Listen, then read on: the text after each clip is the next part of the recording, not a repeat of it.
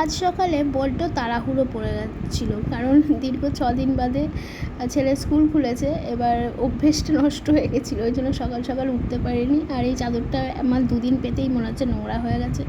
চাদরটা তুলে দিলাম, আর কীরকম রঙ দেখো চাদরটার, মানে ভালো লাগছিলো না। কবেকার চাদর, আমি মিস্ত্রিরা কাজ করলে তখন গুটিয়ে দেবো, এইভাবেই চাদরটা পেতে দিলাম। আর জানি এটাও মানে হালকা চাদর তো 2 দিন বাদেই ময়লা হয়ে যাবে। আর সব থেকে আজকে বেটার জিনিস হচ্ছে আমি এটা ঠিক টাইমে স্কিন কেয়ার করতে পেরেছি। কোনো দিন ঠিক টাইমে স্কিন কেয়ার করতে পারি না, সবসময় বেটাইমে হয়ে যায় সব কিছু। আগের মতো তো কিছু করা পসিবল না, কিন্তু আজকে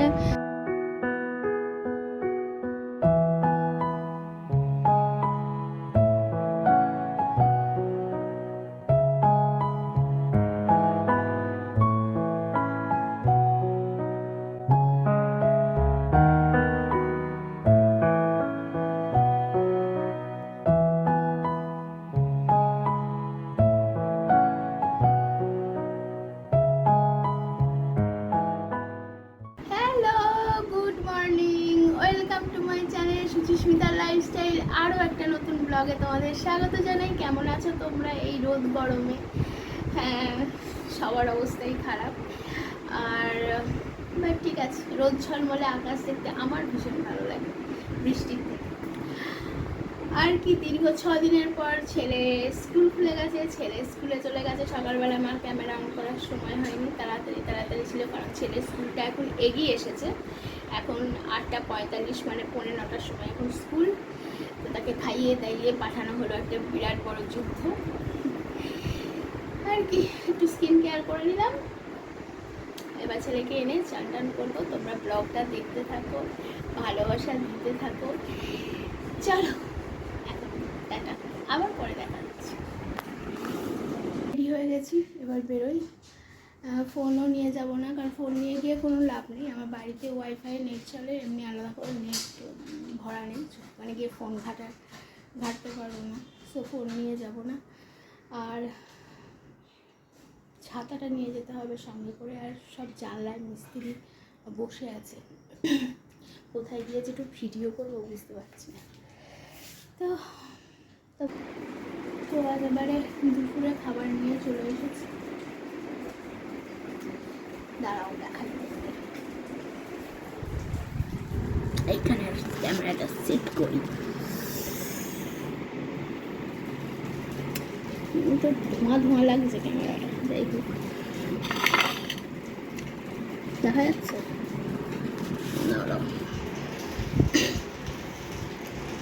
পাঁপড়, এই পাঁপড়গুলো সাবুর পাঁপড়, খুব ভালো খেতে। আর হলো মাছের মাথা দিয়ে ডাল, আলু ভাজা, আর হলো মাছ, শশা। তো চলো খাওয়াটা স্টার্ট করে দিই। খুব খিদে পেয়েছে জোর, আজকেও 2:25 মতো বাজে। চলো একটু বেরোচ্ছি বিকেলে, রেডি হয়ে গেছি। এই যে আমি, এই যে ছেলে। বেরোনোর কথা ছিল পার্কে, মানে আজকে বেরোতাম, শরীরটা আমার এখন অনেক ভালো আছে, কিন্তু উপকার করে ফেসে গেছি, বুঝেছো? উপকার করে ফেসে গেছি। মানে কিছু কিছু মানুষ শিক্ষিত হয়ে অশিক্ষিতর মতো কেন আচরণ করে। তোমাদের কিছুদিন আগে বলেছিলাম রেজিস্ট্রি হবে একজনের, আমার এক দিদি। 14 বার ওদের কিন্তু একটা স্মার্টফোন কেনা, মানে একটা স্মার্টফোন ওরা অ্যাফোর্ড করতেই পারে। হ্যাঁ, 5-6 হাজার টাকা একটা স্মার্টফোন হয়ে যায় এখন। তাছাড়া তুমি যদি ভালো ফোন কিনতে চাও, এখন ইএমআইতেও ফোন পাওয়া যায়। সব সময় তোমার ফোনে ওটিপি আসবে, এই টাইমে এসো। আচ্ছা তোমরা বলো, বাচ্চা কাচ্চা নিয়ে কি তুমি একদম অ্যাকুরেট টাইমে কখনো বেরোতে পারবে?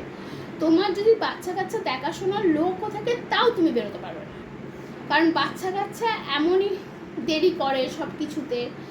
হ্যাঁ, তো 6টায় টাইম দিয়েছে, এত বাসন মাজলাম, ঘর দোরগুলো একটু পরিষ্কার করলাম, নিচে রান্নাঘরটা পরিষ্কার করলাম। এখন বাজে 6:15, সমান আমাকে কন্টিনিউ ফোন করছে, এসো এসো এসো। মানে বিরক্ত ধরে যাচ্ছে। যতক্ষণ না আমি এই প্রবলেমটা থেকে মানে বেরোচ্ছি, আমার আর ভালো লাগছে না। আর হলো এই যে প্যাকেটটা দেখছো, এইটার মধ্যে আমার যত মানে জামা কাপড় অল্টার করতে হবে, ওই দিদি অল্টারও করে, ওকে দিয়েই করাবো। চলো বেরোনো যাক।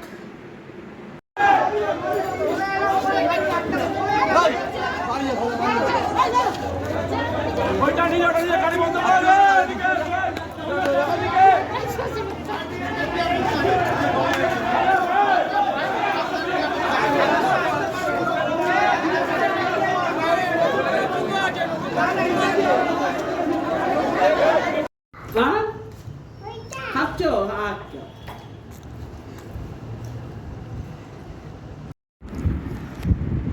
তো হ্যালো, একদম চলে এসেছি ব্লগের এন্ডে। না আজকে ডিনার নিয়ে না, আরে আমার জামার কালার আর বিছানার কালার এক হয়ে গেছে, মানে চাদরের কালার। যাই হোক, তো ডিনার আমি মুড়ি আর সেই সকালবেলা যে আলু ভাজা দেখেছিল, আলু ভাজা মুড়ি পেঁয়াজ টিয়াজ দিয়ে খেয়ে নিয়েছি, আর কিছু খাইনি।